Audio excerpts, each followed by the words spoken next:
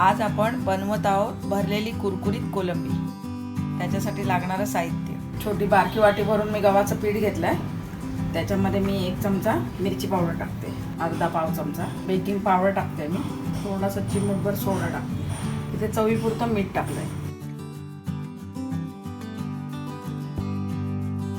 थोडंसं तेल टाकलं, थोडं थोडं पाणी टाकून आता मळून घेते।